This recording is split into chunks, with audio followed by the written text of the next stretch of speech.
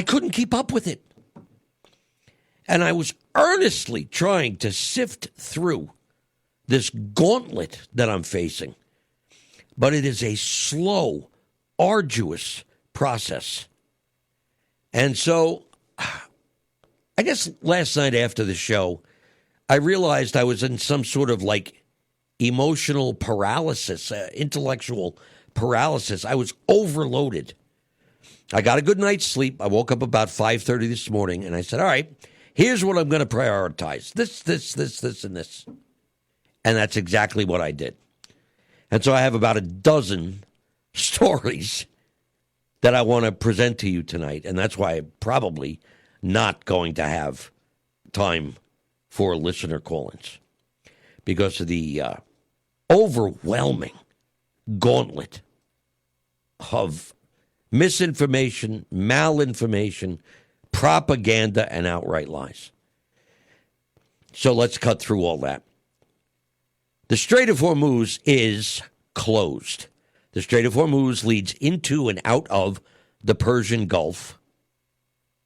On the east side of the Persian Gulf, or perhaps some of you might describe it as the north side, is the entire country of Iran.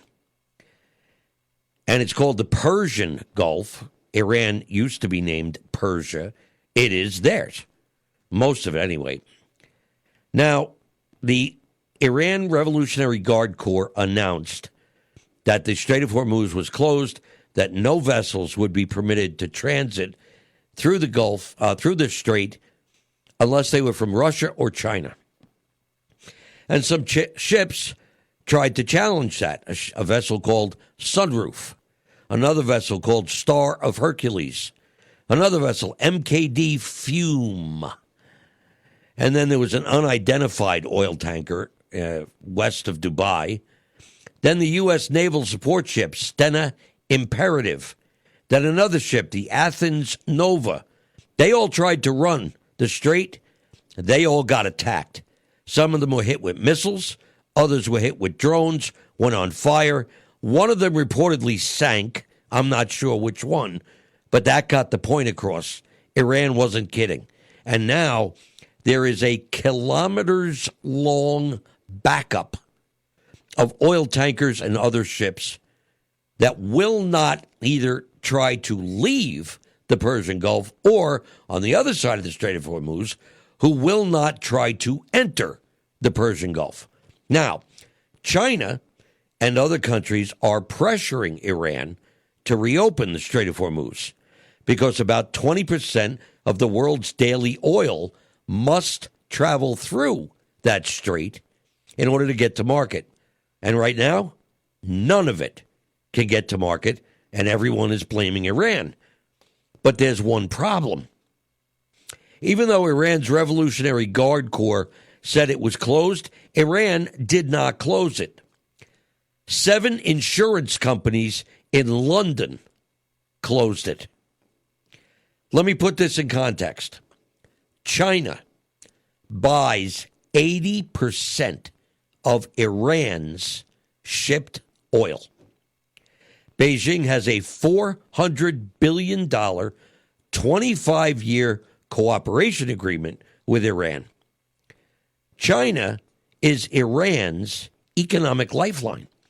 If any country on earth has leverage over Iran, it is certainly China.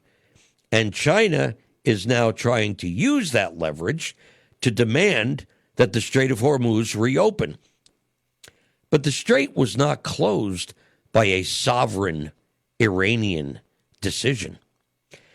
It was closed by the withdrawal of reinsurance capacity by 5 to 10 insurance firms, mostly in London.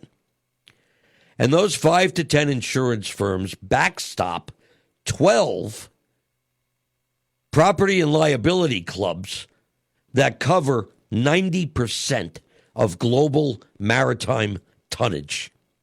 So Iran did not order those firms to withdraw insurance coverage, and Iran cannot order them to reinstate it.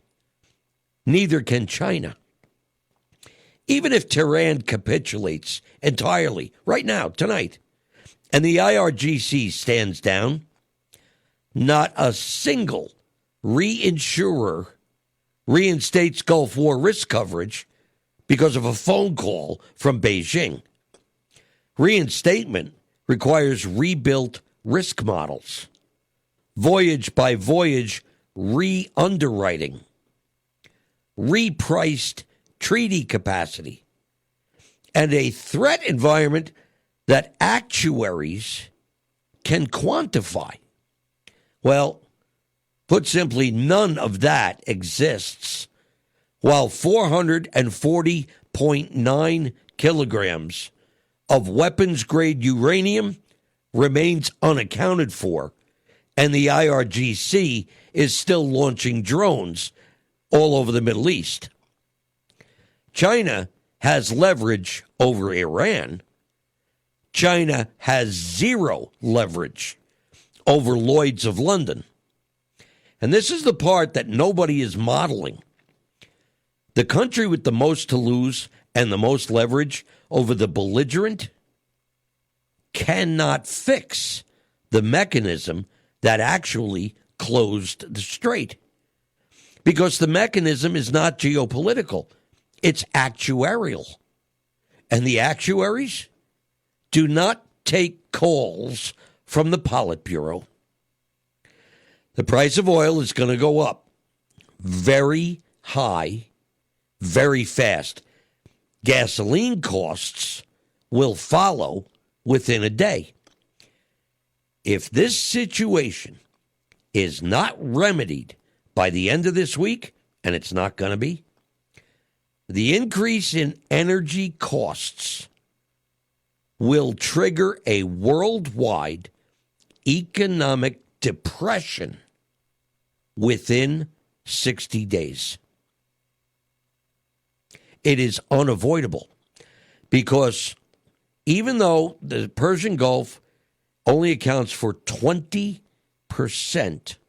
of the world's daily oil consumption, and the other 80% of oil is still available worldwide, that 80% is priced based on the availability of all the oil. And without the 20% from Iran, there's not enough to meet the daily needs of this entire planet. And the reason the pricing will cause a worldwide depression in 60 days is that whatever fuel exists will cost so much that even if the fuel is available, no one will be able to afford it to manufacture anything or ship anything. PM Hal Turner back with you live from northeastern Pennsylvania in the United States. Let me repeat what I said as we were going to break, because I know the music was coming up and maybe you couldn't hear me clearly. If this situation with the Strait of Hormuz is not remedied by the end of this week, the increase in energy costs will trigger a worldwide economic depression within 60 days. It's unavoidable. Because what fuel exists will cost so much that even if fuel is available, it'll cost so much that no one can afford to manufacture anything or ship anything. The economic engines that make our lives livable with goods and services, those engines will simply stop. How are they going to ship by truck if diesel fuel goes to $20 a gallon? And the average tractor trailer gets between 5 and 8 miles per gallon. How are they going to pay for that truck if diesel fuel goes up to $20 a gallon? And they're saying gasoline could hit $15, $20 a gallon, which means diesel fuel would be like $25 to $30 a gallon.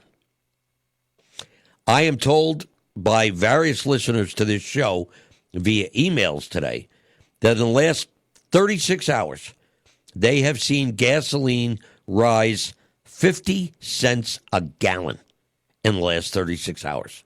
Gasoline at the pump up 50 cents a gallon. So the clock is ticking.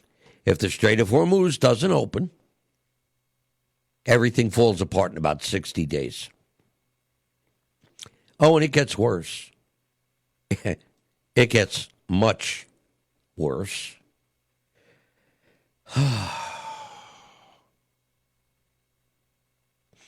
Iran today warned Europe to stay out of this conflict, or Europe will face missile strikes. Yeah. A spokesperson for Iran's foreign ministry stated today that Tehran will regard any, quote, defensive actions, unquote, by European countries within the framework of the U.S.-Israeli operation as an act of war. According to media reports, Iranian missiles are capable of striking targets in places like Bulgaria and Romania, where U.S. bases are located. And incidentally, if Iran took out the base in Romania, that would directly benefit Russia, because the Romania base is where NATO logistics are located that are arming Ukraine. Now, Iran has a missile that they call the Khorramshahr missile. And this missile has a declared range of 3,000 kilometers. Well, a significant part of Europe, including Germany and Italy, could fall within that missile's strike zone.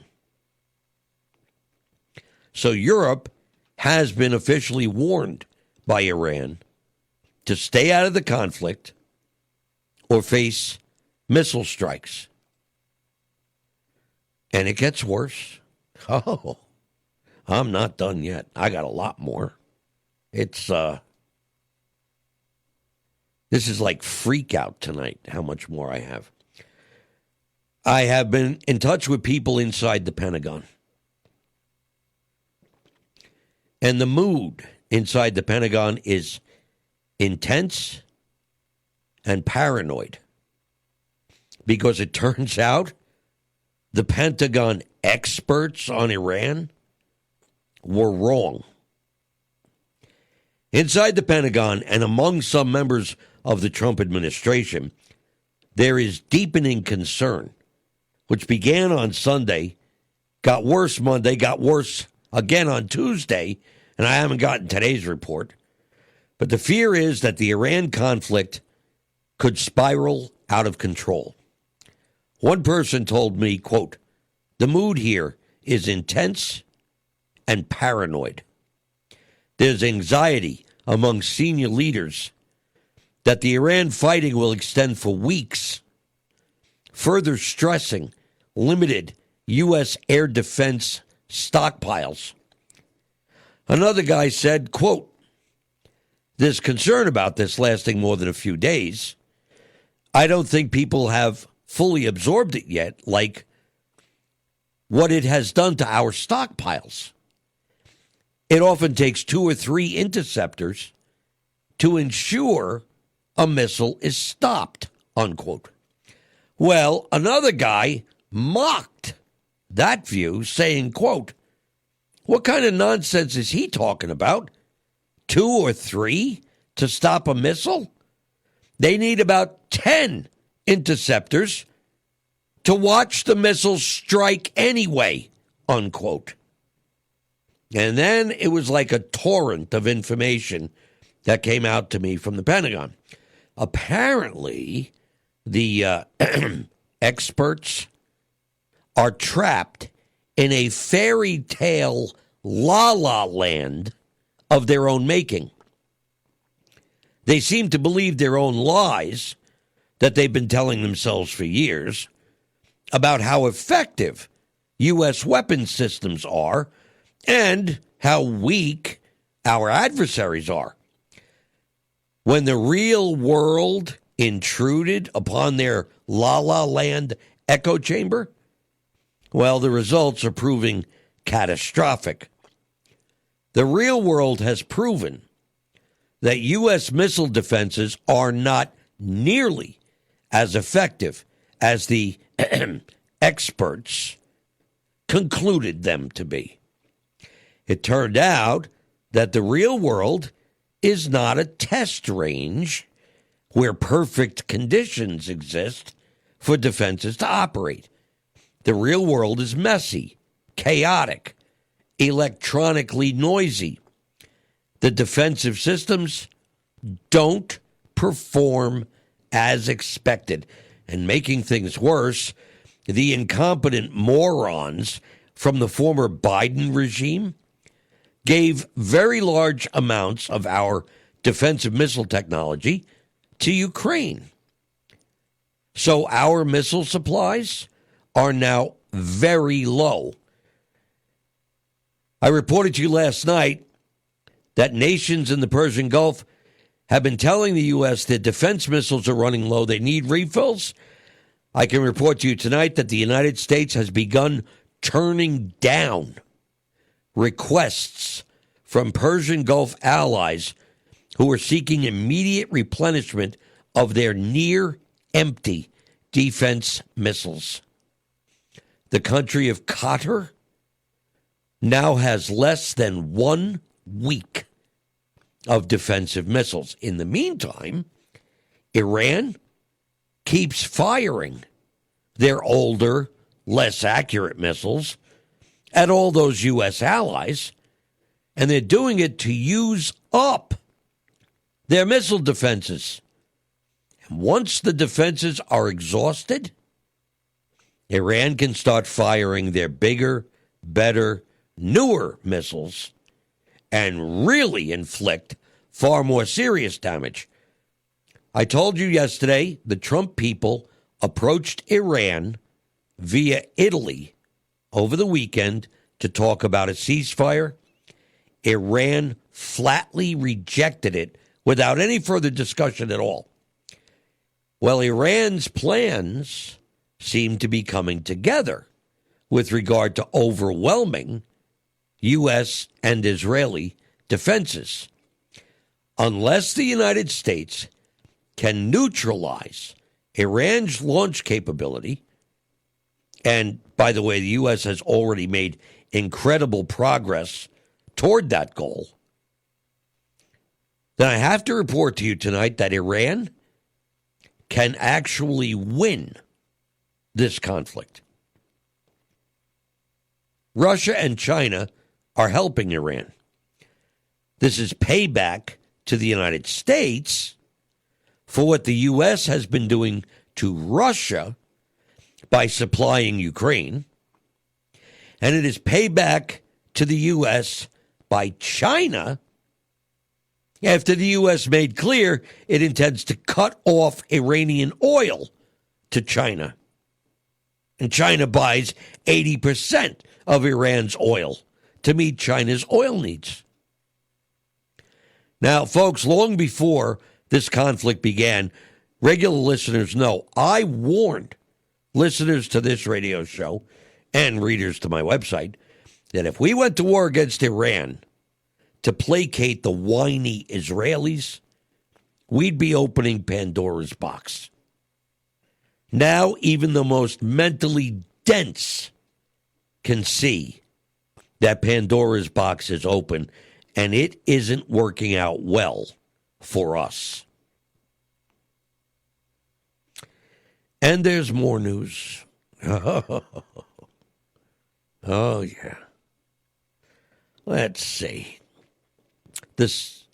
Russia is sharing far more military technology with Iran than was previously known.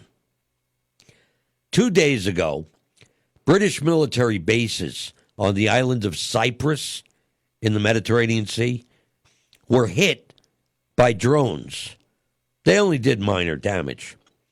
The debris from the drones has been forensically analyzed. Well, surprise! The Iranian drones contain advanced Russian components. Now, everybody in the world knew that Iran supplied Russia with basic drones for Russia to use in Ukraine.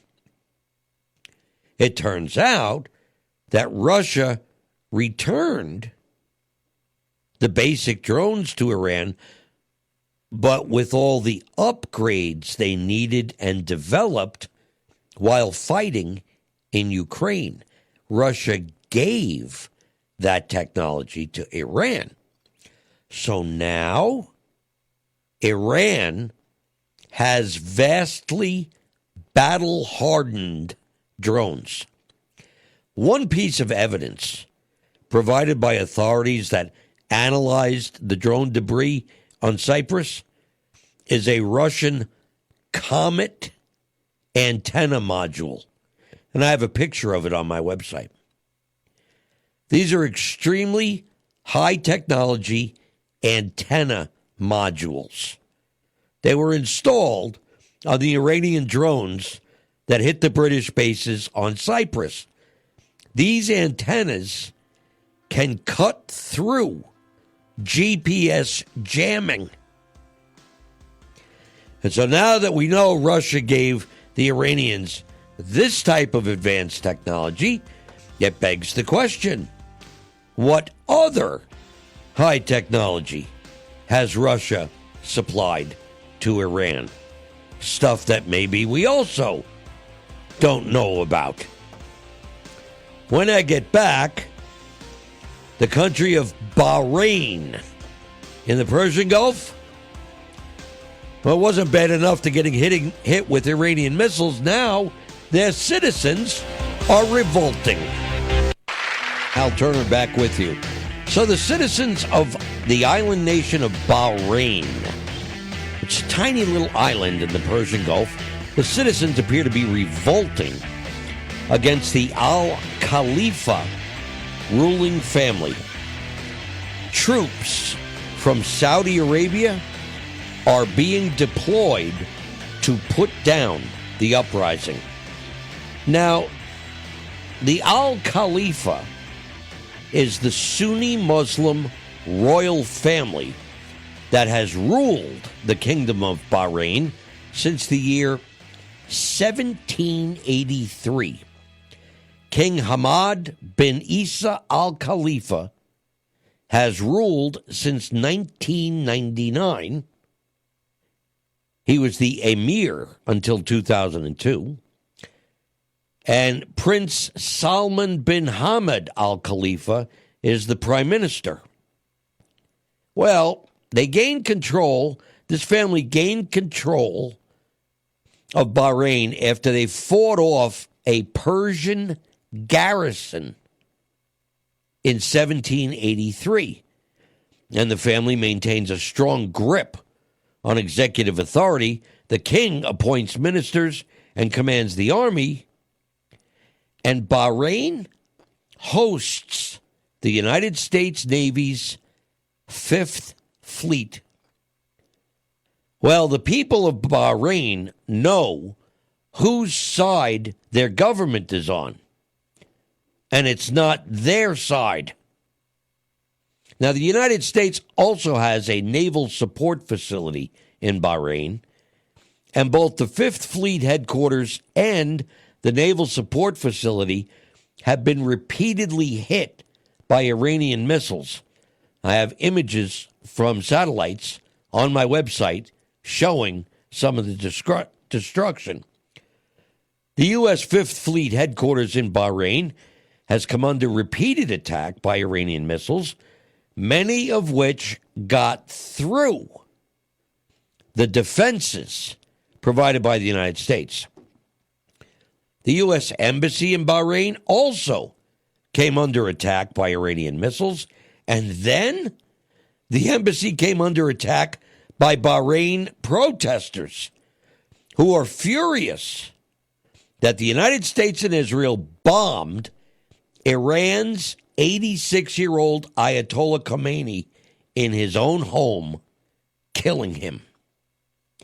As a result, the United States has ordered their non-essential embassy and military personnel and their families to leave Bahrain.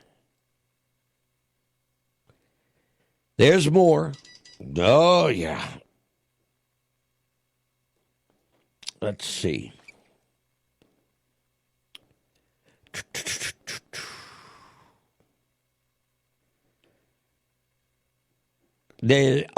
Let's go now to the country of Iraq. A complete nationwide electricity blackout has struck Iraq. The entire country is without power as of 1:09 p.m. Eastern U.S. time today, March 4th. Now, there is confirmation that the entire national power grid has collapsed, but there is no explanation as to why, and there is no timetable for restoring electric anywhere in Iraq. They have no idea why it happened, and they have no idea when they can get it back. So, crazy things tonight. The entire country of Iraq is blacked out. In other news, corporations have begun evacuating from the Middle East. Major U.S. corporations have commenced evacuation of employees. For instance, Total Energies, ConocoPhillips, and Exxon are evacuating people from Qatar. Those same corporations are reportedly evacuating also from the United Arab Emirates and from the Kingdom of Saudi Arabia. Major U.S. corporations. Show is cutting sound every 3 seconds. Now no sound online. Well, there's plenty of sound. The feeds are up. The radio stations are getting their feeds. So whoever just texted me and interrupted my show, the feeds are up. And everything is working as it should work. And if it isn't, there's an archive. And if you're a subscriber for $1 a week, you can listen to it. All right, corporations evacuating. Oh, and I mentioned corporations evacuating from Qatar. Well, there's news out of Qatar today, and it's not good. Qatar Natural Gas declared a force majeure. All contracts for gas are now voided and held in abeyance because they've declared a force majeure. Basically, ladies and gentlemen, Qatar just shut down all liquefied natural gas production. Ladies and gentlemen, Qatar is the world's second largest liquefied natural gas exporter. It's gone today. Iranian drones hit Ras Laffan and Mesaieed. And so Qatar Energy had to shut the plants down. 20% of global liquefied natural gas supply has disappeared from the global market in a single morning. Now, here's a number that nobody is saying out loud. A restart of the liquefaction process after a full shutdown takes 2 weeks minimum. And then once it's restarted, it takes another 2 weeks to reach full production capacity. Folks, that's a month of the world's second largest gas exporter running at zero. As a result of this, natural gas prices for Europe went up 54% today. And Asia, Asia runs its entire winter heating and its entire manufacturing base on Qatari liquefied natural gas. Well, Asia, those cargoes are not coming. And here's what makes this different from every prior Gulf energy shock. Back in 2019, there was the Abqaiq attack. It took out 5.7 million barrels of Saudi oil for just a few days. Saudi restored output. The world moved on. Oil dropped back down in price. But Qatar cannot restore liquefied natural gas fast. You cannot flick a switch on a liquefaction process. The equipment has to cool down. It has to be inspected. It has to be brought back online in a particular sequence. A month minimum is not pessimism, folks. It's thermodynamics.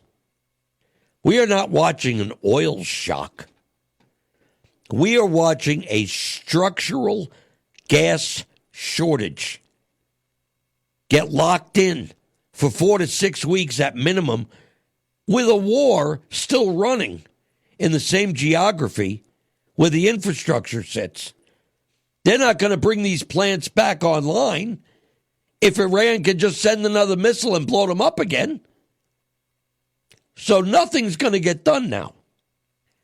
Here's the rub. When the Ukraine-Russia conflict started, Europe thought that it had solved its Russian gas dependency because Europe replaced Russian pipeline gas with Qatari liquefied natural gas. Well, today, Qatari liquefied natural gas is stopped. The market has not priced a month of zero production. So those of you in Europe, you're in big trouble because there's no way to replace the 20% of liquefied natural gas that Qatar supplied to the world. Those of you in Europe may not have to worry about higher heating bills. You won't have natural gas to run your electric power plants. You may not even have lights. More when I get back. To attack a U.S. Navy destroyer, and they claimed the missiles hit the destroyer. They even released what they said was a commercial satellite image showing the ship burning.